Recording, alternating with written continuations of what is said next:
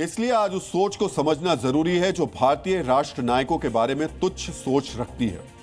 मित्रों, केरल में वामपंथी यानी लेफ्ट गठबंधन की सरकार है।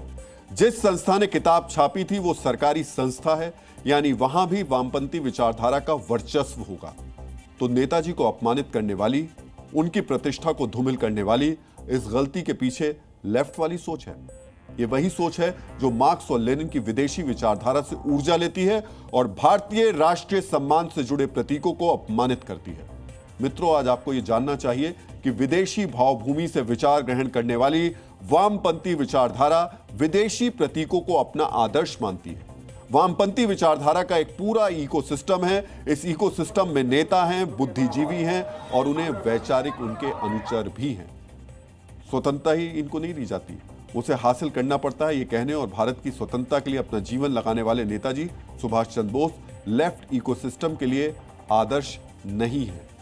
इनके लिए आदर्श हैं कार्ल मार्क्स, लेनिन और माओ जैसे विदेशी नायक।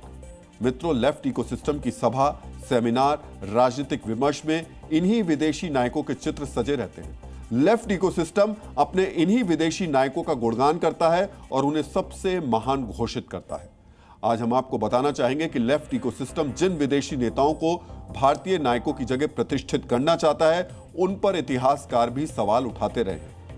डीएनए मित्रों, लेफ्ट के सबसे बड़े नायक लेनिन पर सोवियत संघ में क्रांति के बाद गुप्त पुलिस के जरिए राष्ट्र के दुश्मनों यानी अपनी सरकार के दुश्मनों की सामूहिक हत्या का आरोप लगता है। लेनिन पर विद्रोही किसानों के आंदोलन को बेरहमी से कुचलने का आरोप भी लगता है। स्टालिन पर अपनी ही पार्टी के नेताओं, सैन्य अधिकारियों और आम नागरिकों पर राजद्रोह का आरोप लगाकर सामूहिक हत्याएं करने का आरोप लगता है। स्टालिन पर श्रम शिविरों में लाखों लोगों को जबरन कैद करने का भी आरोप लगता है। लेफ्ट के सबसे बड़े नायकों में शामिल माओ जेडोंग पर सांस्कृतिक क्रांति और पुरानी सोच को मिटाने के नाम पर लाखों बुद्धिजीवियों, छात्रों और कलाकारों को प्रताड़ित करने और उनकी हत्या कराने का आरोप लगता है। लेफ्ट वाली सोच जिन्हें अपना नायक मानती है, स्वतंत्र इतिहासकार उन्हें तानाशाह और अत्याचारी कहते हैं। हालांकि यह बहस का विषय है, हमने सिर्फ एक दूसरे नजरिए की बात की है। मित्रों, नेताजी को लेकर लेफ्ट इकोसिस्टम की छोटी और तुच्छ सोच का एक ऐतिहासिक कनेक्शन भी आज हम आपको जरूर शेयर करना चाहेंगे। मित्रों, जब दूसरा विश्व युद्ध चल रहा था, नेताजी भारत की स्वतंत्रता के लिए जर्मनी से समर्थन मांग रहे थे, जबकि भारतीय कम्युनिस्ट पार्टी और लेफ्ट विचारक ब्रिटिश सरकार का समर्थन कर रहे थे। ऐसा इसलिए था क्योंकि जर्मनी ने सोवियत संघ पर हमला किया था। सोवियत संघ युद्ध में ब्रिटेन के साथ था, इसलिए भारत को गुलाम बनाने वाली ब्रिटिश सरकार वामपंथियों को प्रिय थी।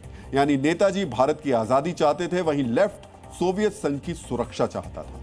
इसलिए देश का लेफ्ट इकोसिस्टम आज भी नेताजी का कद छोटा करने की साजिश रचता है।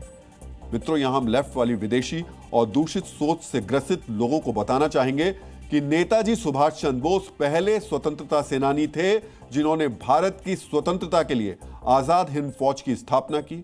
यह भारतीय स्वतंत्रता संग्राम के लिए पहला संगठित सैन्य अभियान था। नेताजी सुभाष चंद्र बोस ने पहली बार स्वतंत्र भारत की सरकार बनाई। इस सरकार को जापान, जर्मनी, इटली और कई एशियाई देशों ने मान्यता दी। 1946 में नेताजी ने अंडमान निकोबार द्वीप पर ध्वज फहराकर इसे स्वतंत्र भारत का पहला मुक्त भूभाग घोषित किया। यह स्वतंत्र भारत पर पहला प्रतीकात्मक शासन था। नेताजी ने पहली बार महिलाओं को युद्ध में शामिल करने के लिए झांसी की रानी रेजिमेंट बनाई। नेताजी ने आजादी की लड़ाई में पहली बार अंग्रेजों की राजधानी दिल्ली को सीधा लक्ष्य करके दिल्ली चलो का नारा दिया। यानी नेताजी के पास स्वतंत्र भारत का विचार ही नहीं, उस विचार को विस्तार देने की कार्य योजना भी थी। लेकिन विदेशी जमीन से अपना नायक चुनने वाले लेफ्ट की दखियानूसी सोच नेताजी को समझने में अक्षम है। विदेशी नजरिए से भारतीय स्वतंत्रता संग्राम और स्वतंत्रता सेनानियों का मूल्यांकन करने वाली लेफ्ट की सोच बेहद संकुचित है।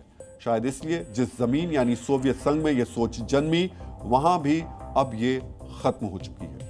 इसी पिछड़ी और खत्म हो चुकी सोच को आज भी हमारे देश में लेफ्ट इकोसिस्टम अपने सीने से लगाए हुए है। मित्रों, आज लेफ्ट इकोसिस्टम से कहेंगे कि भारत को समझने को उनका वैचारिक चश्मा पुराना और आउटडेटेड हो चुका है। अब उन्हें अपडेट होना चाहिए और it is blood alone that can pay the price of freedom जैसे क्रांतिकार विचार रखने और उस विचार को जीने वाले नेताजी सुभाष चंद्र बोस को नए सिरे से समझना चाहिए।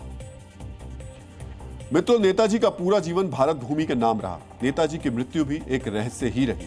उनकी मृत्यु की जांच के लिए कई आयोग बने। उनकी मृत्यु के अलग अलग कारण बताए जाते हैं। ब्रिटिश सरकार की रिपोर्ट के अनुसार 1945 में ताइवान के ताइपे में प्लेन दुर्घटना में सुभाष चंद्र बोस की मृत्यु हुई थी। 2014 में जब केंद्र में नई सरकार बनी तो नेताजी सुभाष चंद्र बोस से जुड़ी फाइलों को सार्वजनिक करने का फैसला हुआ। विदेश मंत्रालय, गृह मंत्रालय, प्रधानमंत्री कार्यालय और कैबिनेट सचिवालय ने नेताजी सुभाष चंद्र बोस से जुड़े सभी 304 फाइल्स को सार्वजनिक किया। इनमें से 303 फाइलें नेताजी वेब पोर्टल www.netajipapers.gov.in पर अपलोड कर दी गई है। आप नेताजी के महान व्यक्तित्व को विस्तार से जानना चाहते हैं तो इन फाइल्स को पढ़ सकते हैं और स्वतंत्रता संग्राम में नेताजी के योगदान से और करीब से परिचित हो सकते हैं।